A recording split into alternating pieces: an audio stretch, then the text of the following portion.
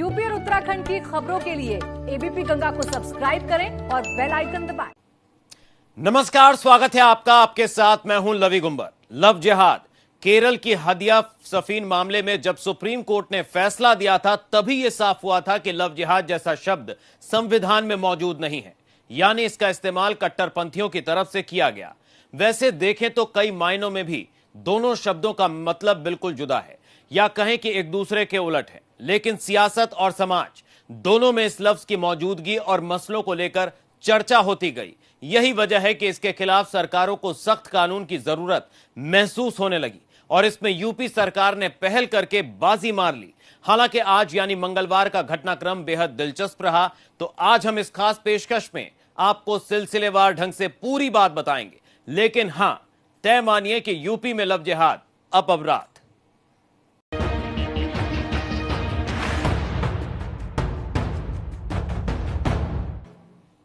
तो सबसे पहले आपको बताते हैं कि यूपी सरकार ने बड़ा फैसला क्या किया। असल में राज्य कैबिनेट की बैठक हुई, जिसमें पहले तो लव जिहाद को लेकर चर्चा हुई, फिर कानून विभाग की तरफ से भेजे गए प्रस्ताव को मंजूरी दे दी गई। इसे विधि विरुद्ध धर्म परिवर्तन प्रतिषेध अध्यादेश कहा जा रहा है। इसमें सजा और जुर्माना दोनों के प्रावधान किए गए हैं।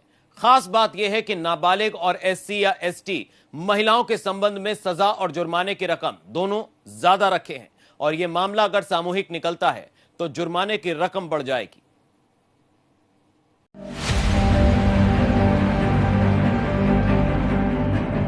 लव जिहाद को लेकर 12 घंटों में उत्तर प्रदेश में बहस की दिशा बदल गई। दिन में इलाहाबाद हाईकोर्ट के फैसले के बाद माना जा रहा था कि इस मसले पर राज्य कैबिनेट की बैठक में होने वाले फैसले का आखिर क्या होगा, क्योंकि जिस तरह कोर्ट ने शादी के लिए धर्म को बंधन मानने से इनकार किया था, उससे लग रहा था कि लव जिहाद के खिलाफ यूपी सरकार का प्रस्ताव अभी कैबिनेट में मंजूरी के लिए टल सकता है। शाम होते होते सरकार ने यह तस्वीर भी साफ कर दी। राज्य कैबिनेट की बैठक में न केवल प्रस्ताव पर चर्चा हुई, बल्कि इस पर मुहर भी लगा दी गई, यानी सरकार ने इसे बतौर विधेयक स्वीकार कर लिया है। अब इसे कानून की शक्ल देने के लिए उसके पास दो रास्ते हैं। पहला तो वो इसे अध्यादेश के तौर पर फौरन लागू कर दे, दूसरा इसे सदन के शीतकालीन सत्र में पेश कर पास करा दे।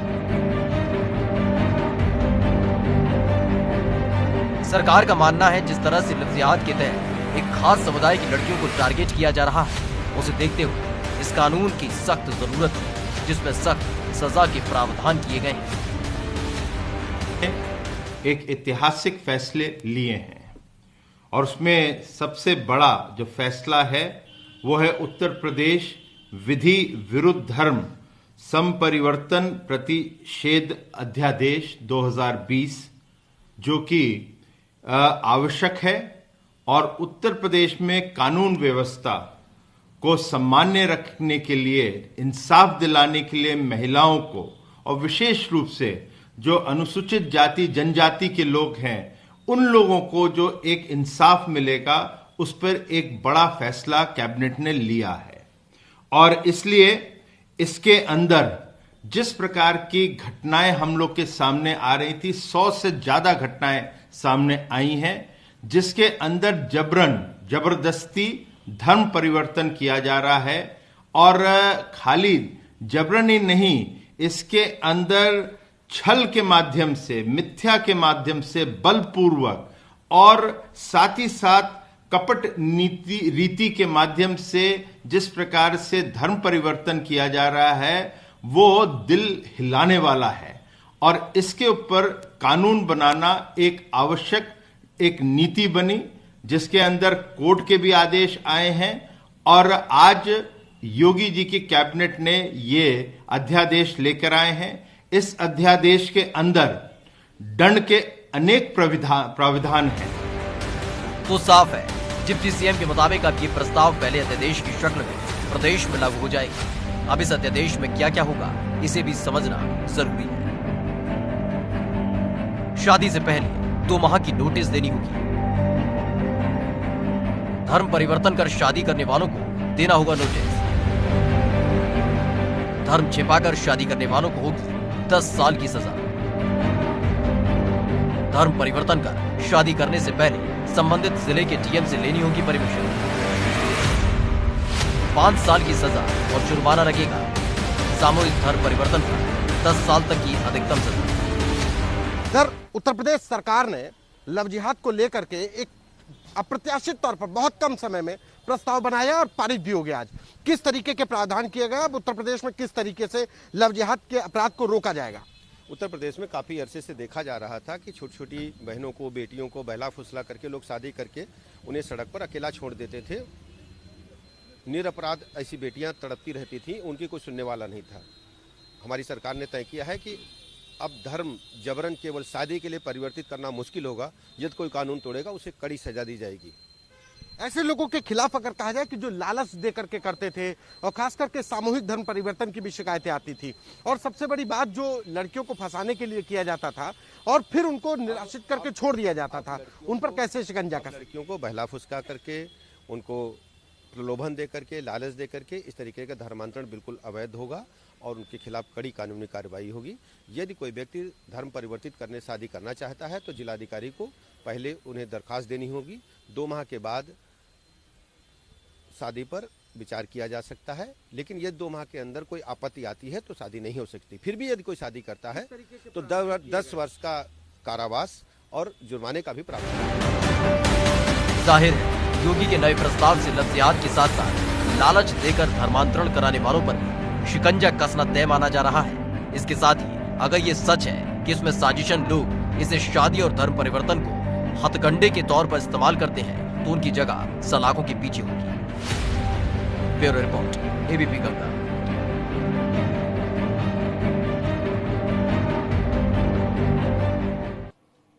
चलिए, ये तो रही देर शाम सरकार के फैसले की बात, लेकिन मुद्दे की बात यह कि उत्तर प्रदेश सरकार की उलझनें तब और बढ़ गईं जब हाई कोर्ट ने लव जिहाद से जुड़े एक मामले में फैसला सुनाया।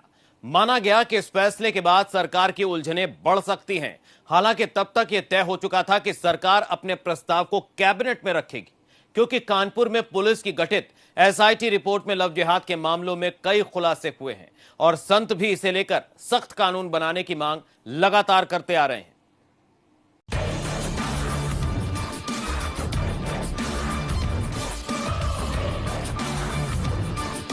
विवादों में घिरा लव जिहाद पर कानून का प्रस्ताव। इलाहाबाद हाई कोर्ट ने बताया नहीं है अपराध। मर्जी से बालिग शादी करने को आजाद। शादी नहीं बन सकती धर्मों का विवाद। जी हां, लव जिहाद पर कानून का प्रस्ताव बनाकर सुर्खियों में आई उत्तर प्रदेश सरकार के सामने संकट विकट हो गया है। जिस हाई कोर्ट के फैसले को नजीर बनाकर उत्तर प्रदेश सरकार लव जिहाद के मामलों पर अंकुश लगाने की गरज से कानून बनाने वाली है, उस पर हाई कोर्ट के नए फैसले से संकट के बादल मंडराते दिख रहे हैं।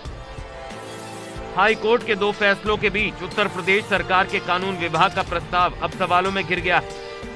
असल में यूपी में बढ़ते लव जिहाद के मामलों को देखते हुए ये नया प्रस्ताव तैयार किया गया था, जिसका मकसद था मोहब्बत की आड़ में फरेब के जाल को तोड़ना और धर्मांतरण के साथ साथ लड़कियों के यौन शोषण को रोकना।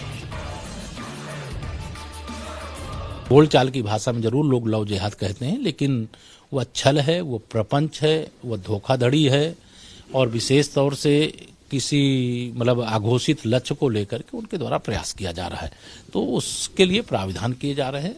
वो कैबिनेट में भी आएगा, फिर सदन में भी आएगा, उस पर चर्चा भी होगी, उस पर बहस भी होगी और उसके आधार पर उत्तर प्रदेश में जिस प्रकार से ट्रिपल तलाक के मामले में मुस्लिम महिलाओं का उत्पीड़न होता था, उस प्रकार के उत्पीड़न से जो इस प्रकार की घटना किए हैं उनको सजा देने का और कानून क्या होता है उस कानून का महत्व समझाने का और उस कानून के हिसाब से कार्रवाई करने का सरकार का लक्ष्य है। इसके लिए सरकार ने विधि विभाग को एक प्रस्ताव तैयार करने को कहा था, जिसे अभी बीते दिनों विधि विभाग के मंत्री ने सरकार को सौंपा है, जिसमें 7 साल तक की सजा के प्रावधान किए गए हैं। हालांकि इसमें सरकार ने साफ किया था कि जिन मामलों में शिकायत की जाएगी उसी की जांच करके आरोपी के खिलाफ केस दर्ज किया जाएगा। अनड्यू इन्फ्लुएंस से या मिस रिप्रेजेंटेशन से कोई भी धर्मांतरण कराता है या करता है तो वो पूरी तरीके से अवैध होगा और वो दंडनीय भी होगा। इसमें ये भी व्यवस्था है कि अगर ऐसा कोई धर्मांतरण जो अवैध है तो उसमें 3 साल तक की सजा का प्राविधान है, न्यूनतम 1 साल तक की सजा का प्राविधान है। और अगर धर्मांतरित होने वाला व्यक्ति अवयस्क है या अनुसूचित जाति जनजाति का सदस्य है तो ऐसे मामलों में 7 साल तक की सजा का प्राविधान है। और अगर सामूहिक धर्म परिवर्तन कराया गया है तो उसमें 10 साल तक की सजा का प्राविधान है। और इसमें मुख्य बात यह है कि जो पीड़ित पक्ष है यानी लड़का या लड़की और उसके माता पिता, उसके भाई बहन और कोई व्यक्ति जो उससे शादी से संबंधित है या उसके अडॉप्शन से संबंधित है या ब्लड रिलेशन है, केवल वही व्यक्ति इस बारे में शिकायत कर सकता है। अन्य किसी व्यक्ति को, किसी सामाजिक संस्था को, किसी राजनीतिक संस्था को इस बारे में कोई विवाद करने का कोई अधिकार प्रदान नहीं किया गया है। असल में बीते दिन जिस तरह से जूही की लाल कॉलोनी में लव जिहाद के मामले सामने आए और जिले के कुल 14 लव जिहाद के मामलों में आईजी के निर्देश पर एसआईटी ने मामले की जांच कर रिपोर्ट दी है। इसमें जानकारी मिली है कि 11 मामलों में चार्जशीट यानी लव जिहाद के संकेत मिले हैं, तो वहीं 3 मामलों में लड़की ने पक्ष में बयान दिया है, जिसके चलते फाइनल रिपोर्ट लगाई गई। एसआईटी की जांच रिपोर्ट में सबसे अहम बात ये निकलकर सामने आई है कि जिन 11 मामलों में चार्जशीट लगाई गई है उसमें से 8 लड़कियां नाबालिग हैं, यानी कि ये लोग नाबालिग लड़कियों को टारगेट करते थे।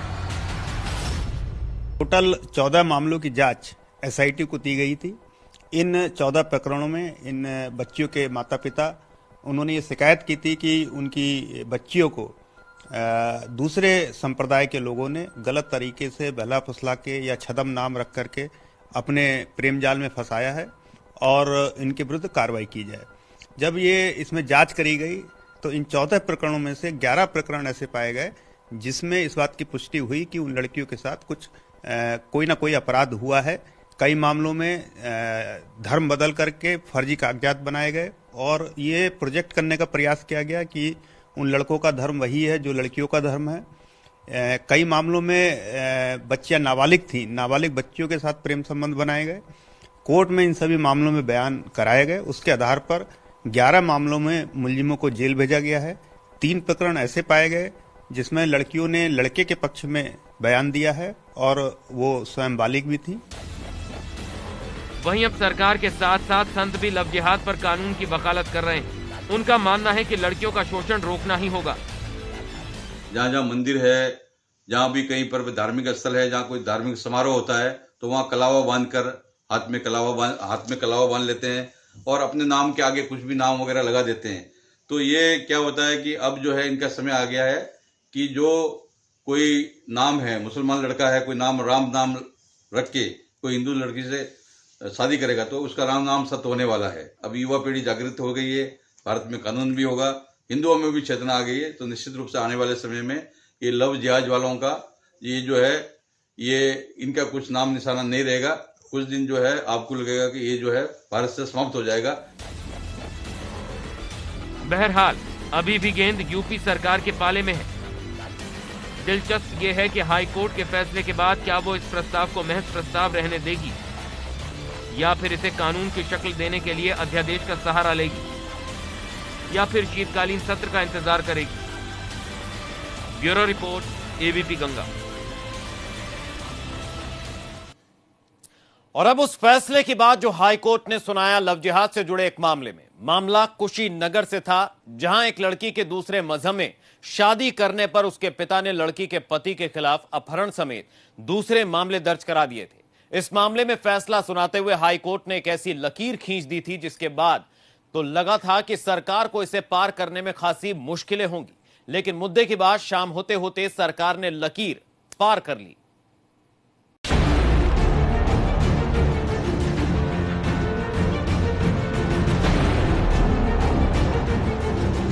लव जिहाद को लेकर उत्तर प्रदेश सरकार कानून का प्रस्ताव लाकर भले ही चर्चा बटोरने में कामयाब रही हो, लेकिन उत्तर प्रदेश सरकार के कानून बनाने की राह में बढ़ाए गए उसके कदम को हाईकोर्ट का मंगलवार को आया फैसला रोक सकता है।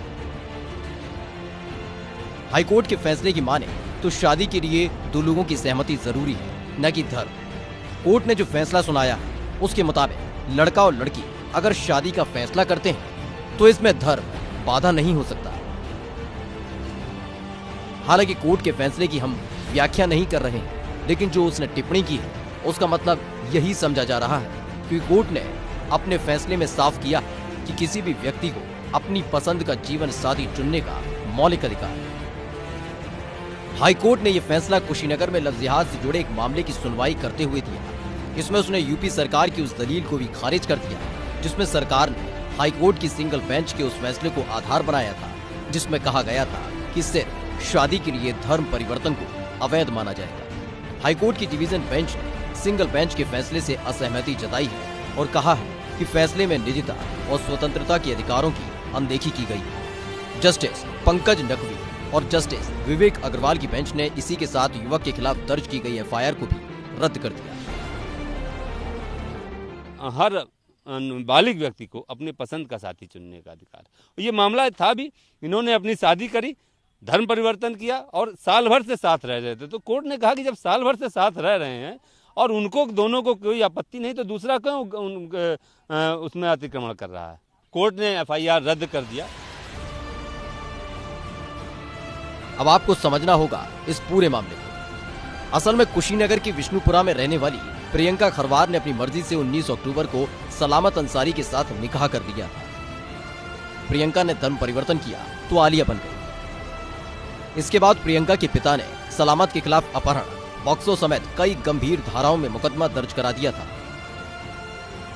पति पत्नी यानी सलामत और प्रियंका ने इस मामले में अर्जी लगाई थी कि पुलिस और परिवार के लोग उन्हें परेशान कर रहे हैं। यूपी सरकार ने इस अर्जी का ये कहकर विरोध किया था कि धर्म परिवर्तन के लिए शादी की गई है।